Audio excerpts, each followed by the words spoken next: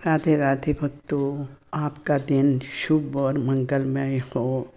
आप सबको सोम प्रदोष व्रत की हार्दिक शुभकामनाएं। चलिए, आज मैं आप लोगों के लिए लेकर आई हूँ सोम प्रदोष व्रत कथा और महत्व। चलिए सुनते हैं।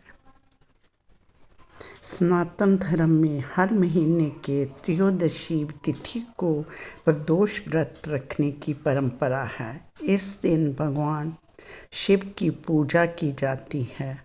प्रदोष व्रत किसी भी महीने के शुक्ल पक्ष की त्रयोदशी से शुरू किया जाता है। प्रदोष व्रत भगवान शिव को समर्पित है। धार्मिक मान्यताओं के अनुसार प्रदोष व्रत करने से व्यक्ति की सभी इच्छाएं पूर्ण हो जाती हैं। वहीं सोम प्रदोष व्रत रखने से मनचाही इच्छा पूरी होती है। भगवान शिव का वार होने के कारण ये प्रदोष व्रत बहुत प्रभावशाली हो जाता है। सोम प्रदोष के दिन चंद्रमा से जुड़ी समस्याओं का निवारण आसानी से किया जा सकता है।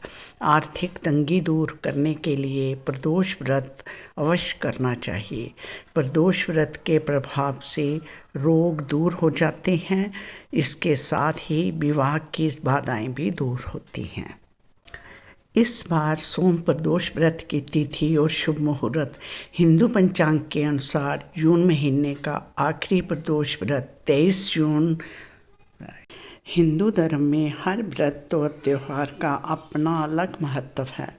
भगवान शिव को समर्पित व्रत प्रदोष व्रत हर महीने में 2 बार पड़ता है। प्रदोष का व्रत हर महीने के कृष्ण पक्ष और शुक्ल पक्ष की त्रयोदशी तिथि को पड़ता है। साल 2025 में जून माह में कृष्ण पक्ष की त्रयोदशी तिथि का व्रत 23 जून सोमवार के दिन रखा जाएगा। प्रदोष व्रत अगर सोमवार के दिन पड़ता है तो इसे सोम प्रदोष व्रत के नाम से जाना जाता है। इस व्रत पर भगवान शिव को प्रसन्न करने के लिए व्रत किया जाता है। भोलेनाथ की कृपा से भक्तों के काम बनते हैं और उनको कृपा प्राप्त होती है। प्रदोष काल सूर्यास्त से शुरू हो जाता है। जब त्रयोदशी तिथि और प्रदोष साथ साथ होते हैं, इस समय को शिव पूजा के लिए सर्वश्रेष्ठ माना जाता है। चलिए अब कथा का रसपान करते हैं। एक बार की बात है, एक नगर में एक ब्राह्मणी रहती थी। उसके पति का स्वर्गवास हो गया था। उसका कोई आसरा नहीं था, इसलिए प्रातः होते ही वह अपने पुत्र के साथ भीख मांगने निकल पड़ती थी। भिक्षाटन से ही वह स्वयं व पुत्र का पेट पालती थी। एक दिन ब्राह्मणी घर लौट रही थी तो उसे एक लड़का घायल अवस्था में कराहता हुआ मिला।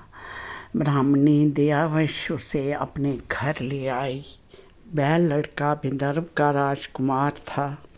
शत्रु सैनिकों ने उसके राज्य पर आक्रमण कर उसके पिता को बंदी बना लिया था और राज्य पर कब्जा कर लिया था, इसलिए वह मारा मारा फिर रहा था। राजकुमार ब्राह्मण पुत्र के साथ ब्राह्मणी के घर रहने लगा। एक दिन अंशुमती नामक एक गंधर्व कन्या ने राजकुमार को देखा और उस पर मोहित हो गई। अगले दिन अंशुमती अपने माता पिता को राजकुमार से मिलाने लाई।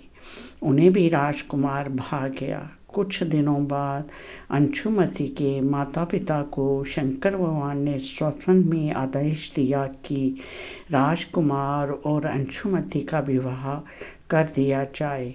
उन्होंने वैसा ही किया। ब्राह्मणी प्रदोष व्रत करती थी। उसके व्रत के प्रभाव और गंधर्व राज की सेना की सहायता से राजकुमार ने विदर्भ से शत्रुओं को खदेड़ दिया और पिता के राज्य को पुनः प्राप्त कर लिया। ब्राह्मणी के प्रदोष व्रत के प्रभाव से राजकुमारों को उनका राज्य वापस मिला और ब्राह्मणी का जीवन भी सुखमय हो गया।